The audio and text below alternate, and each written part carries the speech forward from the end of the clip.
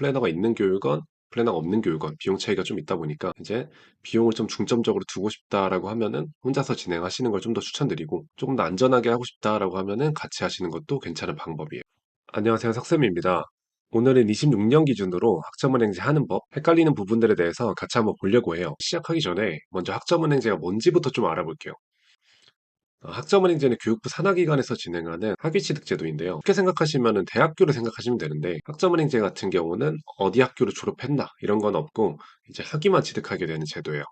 예를 들어서 최종 학력이 고등학교 졸업이면은 이제 학점은행제를 통해서 4년제 졸업까지 갖출 수 있다 보니까 이제 그거를 활용해서 편입이나 아니면 대학원을 진학하는데 활용할 수 있는 그런 제도예요. 대학교랑 비교했을 때 좀 다른 점은 이제 온라인으로 수업을 할 수 있다는 것도 있지만 비용이나 시간 같은 게 절감이 좀 가능해요. 먼저 행정 절차가 있는데요. 행정 절차는 크게 세 가지가 있어요. 첫 번째는 학습자 등록이라는 건데, 학점은행제가 학점을 쌓고 그걸 이제 학위 신청하는 제도다 보니까 학점 인정 신청을 할 때 학습자 등록이라는 걸 해야 돼요. 1월, 4월, 7월, 10월 해가지고 1년에 4번이 있고, 이제 학점 인정을 받기 위한 과정이다 보니까 지금처럼 학습자 등록 기간이 아닌 경우에는 수업을 먼저 들으면서 학점을 채우고 있어도 무방해요. 두 번째로는 학점 인정 신청이 있는데요. 이거는 내가 보유하고 있는 학점을, 그리고 이제 수업으로 뭐 수강한 학점을 인정 신청하는 과정이에요. 학습자 등록하고 마찬가지로 1월, 4월, 7월, 10월에 있고, 학점을 취득할 때마다 하셔도 되고 아니면 이제 졸업하고자 할 때 마지막에 한 번에 몰아서 하셔도 무방해요. 세 번째로는 학위 신청인데, 학위 신청 같은 경우는 이제 대학교로 보면 졸업 신청이라고 보시면 되거든요. 1월하고 7월에 신청할 수 있고, 그때 이제 신청을 하면 1월에 신청하면은 2월에 졸업하는 형태고, 7월에 신청하면 8월에 졸업하는 형태예요. 학위 신청을 하려면은 이제 학사학위 기준으로는 140학점이 있어야 되고, 전공으로는 60학점 이상, 교양으로는 30학점 이상 있어야 돼요. 그래서 140학점을 뭐 아무거나로 채우면 안 되고, 전공이랑 교양 기준에 맞춰서 그 기준치를 넘기면서 140학점을 채워야 돼요. 그리고 그 다음으로는 학점을 취득하는 방법 4가지 정도인데요. 가장 기본적이고 많이 하는 보편적인 형태는 학점은행제 수업이에요. 한 학기에 최대 24학점을 취득할 수 있고, 1년에 최대 42학점을 취득할 수 있어요. 그래서 수업으로만 들으면은 학점은행제라고 하더라도 140학점을 채우는데 시간이 좀 걸릴 수 있어요. 그래도 이제 수업들은 온라인으로 진행이 되기 때문에 이제 내 상황에 따라서 온라인 수업을 그냥 많이 듣는 게 나은지, 아니면 이제 자격증이나 독학사 같은 이제 다른 시험 같은 걸로 좀 이제 학점을 좀 빨리 채울지를 이제 상황에 따라서 선택하는 편이에요. 어, 두 번째로는 자격증인데요. 이제 뭐 예시로 들면은 커말 1급을 따면 컴퓨터 전공으로 14학점, 정보 처리 산업기사를 취득하면 컴퓨터 전공으로 16학점, 이런 식으로 학점 인정을 해줘요. 그래서 내가 자격증을 딸 예정이라고 하면은 이제 수업만 들어서 학점을 채우는 게 아니라 자격증으로도 학점을 채울 수가 있어요. 자격증으로 학점을 채웠을 때 좋은 점은 이제 학점은행제 수업에서 비용이 발생하다 보니까 이제 그 비용을 좀 절감할 수 있는, 기간 절감의 효과도 있지만 비용 자체도 좀 절감할 수 있는 그런 효과도 있어요. 독학사인데요. 독학사는 대학교의 검정고시 같은 거라고 보시면 돼요.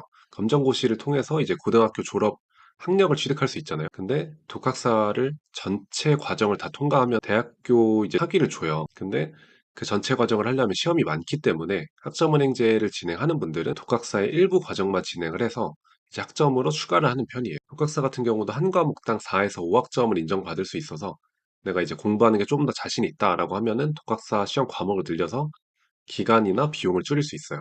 네 번째는 전적대 학점인데요. 2년제 졸업 같은 경우는 최대 80학점, 3년제 졸업 같은 경우는 최대 120학점을 가져올 수 있어요. 대학교를 만약에 자퇴했다고 하더라도 그 학점을 일부 활용할 수 있어요. 대부분은 이제 학점은행제 수업을 듣게 되는데, 이 수업 같은 경우는 평생교육원에서 듣는 형태다 보니까 보통은 평생교육원을 선택해서 수강 신청을 하고 수업 듣는 거를 학점은행제를 시작한다고 표현을 많이 해요. 그래서 세 번째는 평생교육원 학점은행제 수업인데요. 설명드린 것처럼 이제 평생교육원은 학점은행제 수업을 듣는 곳이에요. 그래서 이 평생교육원들은 국가평생교육원 밑에서 관리되는 것들이나 마찬가지여서 국가평생교육진흥원 학점은행제라는 걸 검색을 하고 교육훈련기관 메뉴를 통해서 이제 어떤 평생교육원이 있는지를 확인할 수 있어요. 네 번째는 플래너인데요. 이제 플래너랑 꼭 같이 해야 되냐? 아니면 안 해도 되냐라고 묻는 분들이 많은데, 뭐 꼭 같이 안 하셔도 돼요.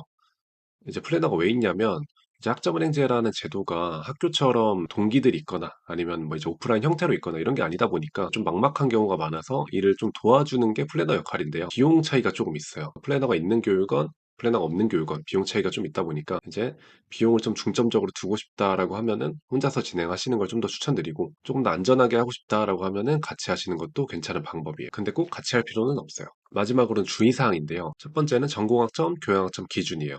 앞에서 말씀드린 것처럼 학위를 취득할 때 반드시 전공이랑 교양학점, 요구학점을 채워야 돼요. 그냥 이제 학점만 채운다고 되는 게 아니어서 학교에서 뭐 학점을 끌어올 때 아니면 이제 끌어오지 않더라도 학점을 채울 때 반드시 전공이랑 교양학점의 요구학점을 확인하고 채우셔야 돼요. 두 번째는 4년제 졸업자가 타전공을 진행하는 경우인데요. 학점을 끌어온다 이런 표현을 많이 하는데 이제 4년제 졸업자는 학점을 끌어올 수가 없어요.